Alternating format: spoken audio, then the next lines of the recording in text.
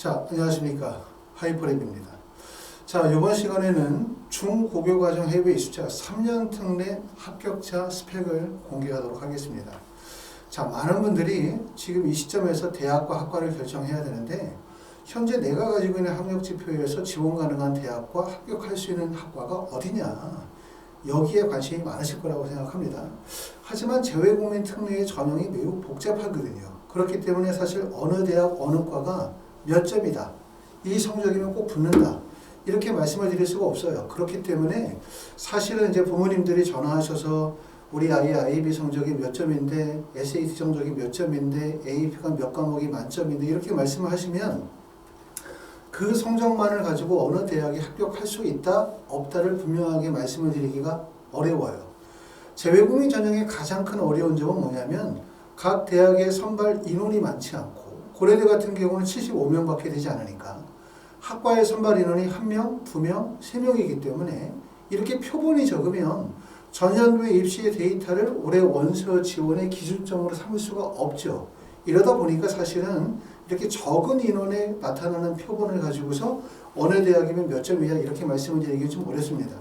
하지만 또 학생이나 학부모 입장에서 생각을 하면 이렇죠. 나는 이번에 원서를 써야 되고 목표하는 대학이 있지만 실제 합격한 학생들의 성적이 어느 정도 되는지를 알지 못하기 때문에 원서 지원을 어떻게 해야 될지 기준을 잡기가 어렵다라고 생각하시는 분들이 많으실 것 같습니다. 자, 그래서 이번 시간에는 합격자의 스펙을 좀 말씀을 드리고 하이퍼리뷰 유튜브 하단에 블로그 링크를 걸어놨습니다. 유튜브에서 모든 내용을 보여드릴 수 없기 때문에 블로그 링크를 클릭하시면 블로그에서 3년 특례 전형에 합격한 학생들의 성적을 확인하실 수 있도록 그렇게 하겠습니다. 자, 올해 2024학년도는 재외국민 3년 특례 전형에서도 많은 변화가 있어요. 지난 시간에도 설명을 드렸지만 어떤 변화가 있는지 우리가 살펴보도록 하면 제일 첫 번째는 한림대학교 의예과에서 한 명을 선발한다, 이거 말씀을 드렸고, 지난 시간에 이제 한림대 의대에 대해서 설명을 드렸습니다. 을지대 의예과 같은 경우는 영어 20% 면접 80%였다가 서류 20% 면접 80%로 변경이 되어졌습니다. 그러니까 결국은 공인학 성적이 없는 자도 서류평가 전형의 원서를 쓰실 수가 있겠죠. 하지만 우리가 의예과의 같은 경우, 의학계열 같은 경우에는 공인학 성적의 중요성이 크기 때문에 당연히 영어 성적을 갖추시는 게 도움이 됩니다. 자, 성균관대학교는 다단계 전형이었죠. 1단계 서류평가, 그 다음에 2단계에서 면접을 실시하던 전형이었는데 의예과를 제외한 모든 전형은 서류평가 100% 전형으로 변경이 되어졌습니다. 동국대학교 YG는 정년도에는 필답고사 40%, 생명과학과 화학 필답고사를 실시했는데 올해는 필답고사 실시하지 않고요. 수능 최저학력 기준이 의예과 같은 경우는 세계영역 등급합이 4, 그 다음에 한의예과는 세계영역 등급합이 5, 결국 수능 최저가 관건이다.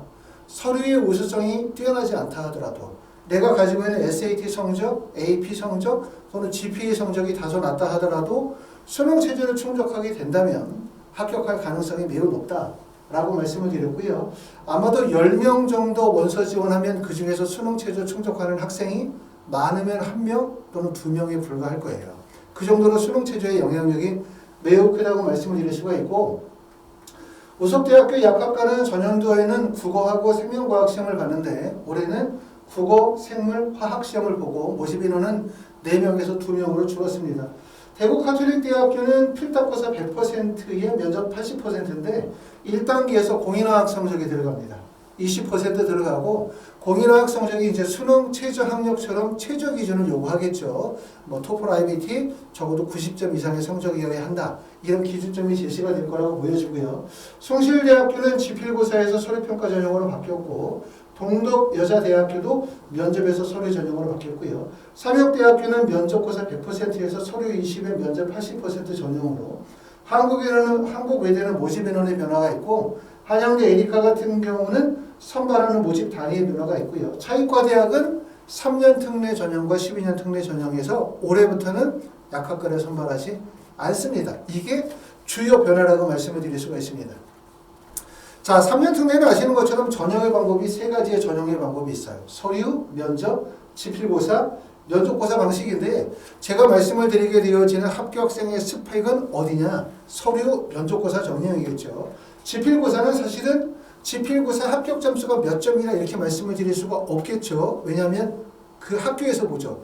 내가 만약에 건국대학교의 지필고사를 보게 된다면 건국대학교에서 시험을 보게 되고, 그리고 그 해마다 시험의 난이도, 출제의 범위가 달라질 수 있기 때문에 전년도에 건국대학교 해당 학과의 합격 점수가 95점이다 라고 해서 올해 꼭 95점이라고 말할 수가 없어요. 그렇죠? 그렇기 때문에 지필고사는 사실상 합격 점수라고 하는 것을 말하기 어렵고, 서류평가 전형에서도 말씀을 드렸던 것처럼 모집 인원이 적다는 점, 표본이 적다라는 점, 전년도의 데이터를 올해 원서 지원의 기준점으로 삼을 수 없다는 여러 가지 어려운 점이 있지만, 이번 시간에 주로 설명을 드리게 되는 얘기는 서류 플러스 면접고사를 실시하는 대학들입니다.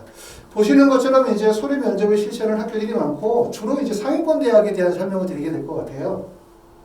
연세대나 고려대, 성균관대, 한양대, 서강대, 중앙대, 이화여대 정도로 합격하는 학생들의 성적이 과연 어느 정도 성적이 되는지를 말씀을 드리게 될 것 같고, 그 다음에는 이제 의학 계열에 관심이 제일 많죠. 사실상 의학 계열에서도 보시는 것처럼 지필고사 전형 또는 아주대, 인하대처럼 지필고사 전형들은 전년도의 합격 점수를 논하는 게 의미가 없고요. 주로 서류나 면접고사를 실시하는 대학에 대해서 말씀을 드리게 될 것 같고, 의예과 같은 경우는 올해 전형의 변화가 보시는 것처럼 을지대학교는 영어 20에 면접 80%에서 서류 20 면접 80%로 바뀌었다는 점, 한림대학교 의예과가 올해 선발한다. 그 다음에 세 번째는 대구 카톨릭대학교에서 영어 성적이 반영이 된다는 점, 그 다음에 네 번째는 동국대 YG에서 수능 최저학력 기준이 적용이 된다는 점, 요 점이 변화라고 말씀을 드릴 수가 있습니다. 약대 같은 경우도 보시는 것처럼 차이과 대학은 올해부터 선발하지 않고요. 연세대, 성균관대, 중앙대, 가천대, 고려대, 세종까지가 서류 전형입니다. 그 다음에 인제대나 대구 카톨릭대학교, 우석대학교는 서류 플러스 지필고사 전형이라고 말씀을 드릴 수가 있고, 숙명여자대학교는 12년 특례 전형에서 올해부터 약대 3명을 선발합니다. 자, 한의학과 같은 경우도 지금 보시는 것처럼 동국대학교는 보시는 것처럼 뭘 뽑게 되냐면 서류 70% 플러스 면접 30%의 전형으로 선발하게 되고요. 그 다음에 대전대학교 같은 경우는 지필고사, 그 다음에 우석대학교도 지필고사를 통해서 시험을 보도록 합니다. 수의학과는 건국대학교는 보시는 것처럼 필답고사 100%네요. 수학하고 영어의 지필고사를 보고, 충북대학교는 보시는 것처럼 1단계에서 공인학 성적 20% 반영이 되고, 그 다음에 2단계에서 면접 80%가 반영이 되어지는 전형의 선택들을 보여주고 있습니다. 자, 지금까지 말씀을 드렸었던 얘기는 3년 특례 전형의 2024학년도 변형 방법, 그 다음에 첫 번째는 3년 특례 서류평가, 그 다음에 지필고사, 면접고사의 대학에 대해서 설명을 드렸고, 세 번째 설명을 드린 얘기는 의학계열에 대해서 설명을 드렸죠. 3년 특례 의학계열, 의대 선발하는 대학, 그 다음에 약대 선발하는 대학, 또는 수의학과를 선발하는 대학, 한의학과를 선발하는 대학들 전형의 방식이 무엇인지에 대해서 설명을 드렸습니다.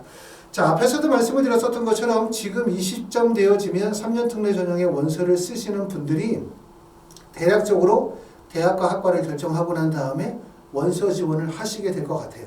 그 과정에서 제일 궁금한 점이 과연 실제 내가 가려고 하는 대학의 합격생의 점수는 몇 점 정도 되느냐, 이 부분에 대해서 관심을 갖게 되어질 것 같은데, 앞에도 말씀을 드렸었던 것처럼 이렇게 중고교 과정 3년 특례 전형에 합격생의 스펙을 공개하기가 참 어려운 이유는 뭐냐? 첫 번째, 대학별 학과별 선발 인원이 적다는 거예요. 표본이 적기 때문에 그 적은 표본의 데이터를 원서 지원의 명확한 기준으로 사용하기가 어렵다는 거죠. 고려대를 예를 들면 고려대학교 선발 인원이 75명, 그 다음에 고려대학교 기계공학과가 3명, 컴퓨터공학과가 2명, 미디어학과가 1명이기 때문에 사실 전년도에 한 명 합격생의 성적을 과연 우리가 그걸 어떻게 이해하고 원서를 쓸 것인가, 이게 어려운 점이라고 말씀을 드렸고요. 두 번째는 정성평가 전형이라는 거예요.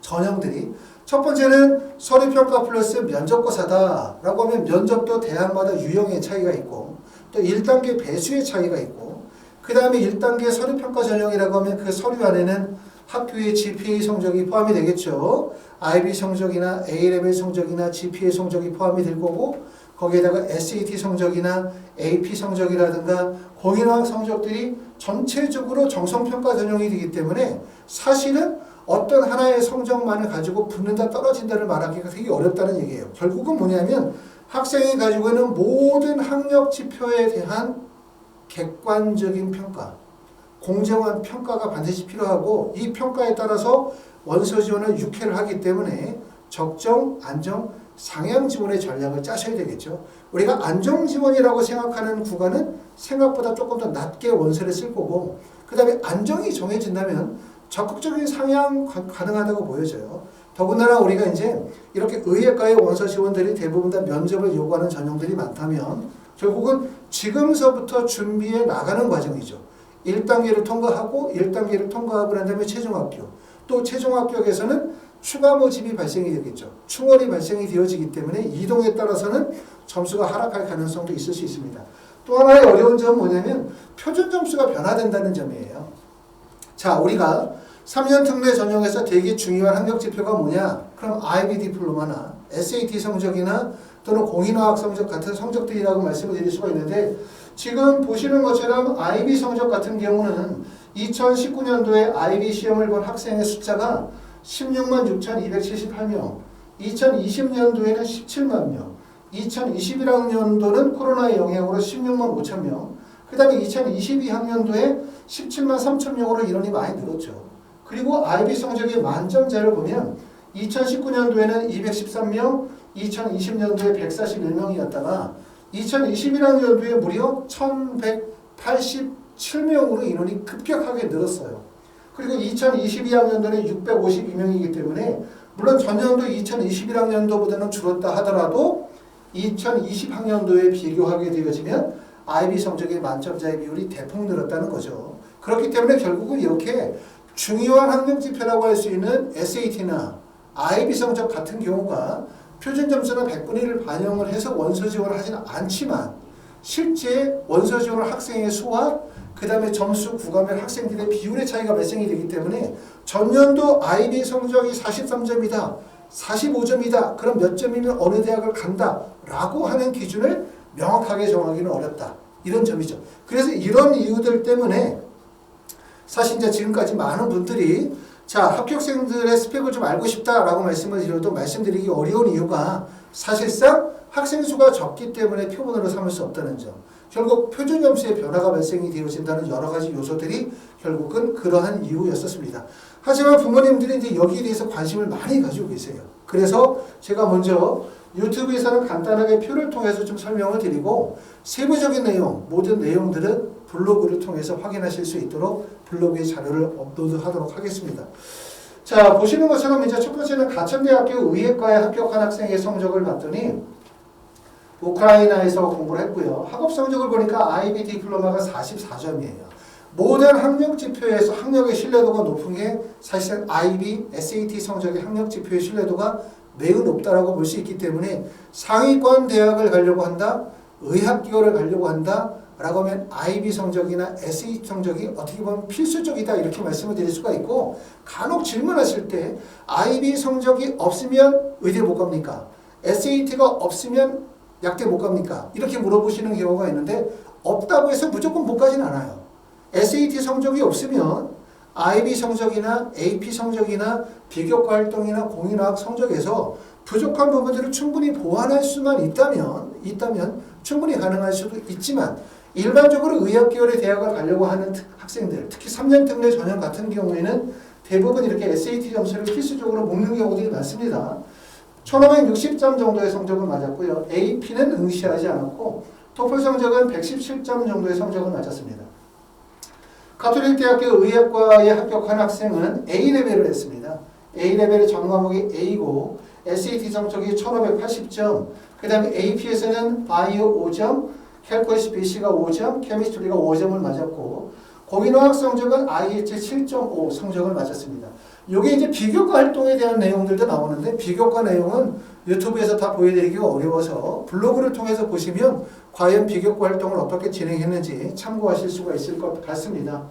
자, 그 다음에 고려대학교 의예과에 합격한 학생은 자카르타에서 공부를 했고요. IB 디플로마 성적이 43점이니까 사실 IB 성적은 그렇게 높지는 않아요. 그쵸? 그런데 보시는 것처럼 SAT 점수가 1590점이니까 SAT 성적이 정말 높죠. 그죠? SAT 1600점 만점을 맞는 학생들의 비율이 매우 적거든요. 그렇기 때문에 어떻게 보면은 만점자는 만점이라는 관점에서 볼 때는 SAT가 그만큼 훨씬 더 어려운 시험이라고 볼 수가 있는데 보통 AP 같은 경우도 이 학생은 지금 3개의 과목에서 5점을 맞았고요. 공인어학 성적은 117점 정도로 보니까 토플 성적은 대부분 117점 이상이면 만점 구간에 포함이 된다고 보실 수가 있습니다. 자, 성균관대학교 약대학교 간 학생은 두바이에서 공부를 했고요. IB 성적이 43점이고 SAT가 1570점입니다. 그리고 AP는 한 과목만 응시했습니다. 캘큘러스 BC에서 5점을 맞았고요. 공인어학 성적은 116점 정도로 보셨죠. 이렇게 쭉 보시게 되어지면 우리가 이해할 점은 3년 특례 전형은 12년 특례 전형과 다르게 실제 상위권 대학에 합격하는 학생들의 학력 지표의 우수성이 뛰어나구나. 특히 뭐를 반드시 필요로 한다? 표준 학력 지표가 반드시 필요하다. 왜냐하면 전 세계에서 다양한 국가에서 고등학교 학생들이 응시를 하다 보니까 해당 고등학교의 성적이 매우 우수하다. 나는 우리 학교에서 1등이다. 나는 A레벨 A다. 뭐 이런 것들은 사실은 중요한 건 맞지만 해당 고등학교의 성적일 뿐 다른 고등학교나 다른 국가와 직접적인 비교가 불가능하잖아요. 그렇기 때문에 아시는 것처럼 3년 특례 전형에서는 표준학력 지표가 정말 중요하거든요. 그래서 대부분 상위권 대학에 가는 학생들이 필수적으로 뭘 갖느냐?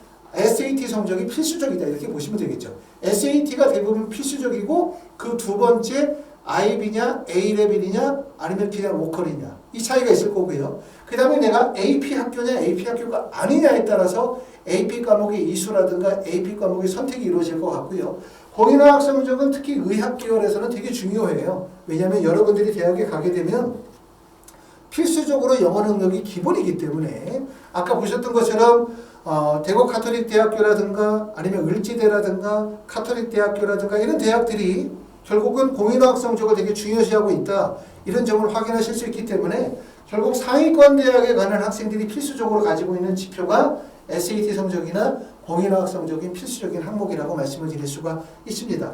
이 외에도 이제 많은 대학들에 대해서 설명을 좀 하고 있고요. 그렇다고 해서 뭐 하이퍼리뷰에서 컨설팅을 하거나 하이퍼리뷰에서 대학을 가는 학생들이 무조건 다 의대나 상위권 대학만 가냐? 이건 아니고요. 말씀을 드렸던 것처럼 우리가 합격생의 스펙은 서류, 면접고사로 가는 대학들. 대부분 서울대, 연세대, 고려대, 서울대는 빠지겠죠. 3년 특례니까. 연세대, 고려대, 서강대, 성균관대, 한양대, 중앙대, 이화여대 정도까지의 지표에다가 그 다음에 의학 계열의 대부분 지표들을 참고해서 갔고요. 학원에서는 이렇게 의학 계열 또는 서울 상위권 대학에 대한 입시 컨설팅뿐만 아니라 경희대나 아니면 건국대학교, 동국대, 숙명여대 같은 지필고사 또는 아주대, 인하대, 의대 같은 지필고사의 수업들, 그 다음에 면접에 대한 수업들이 진행이 되고 있습니다.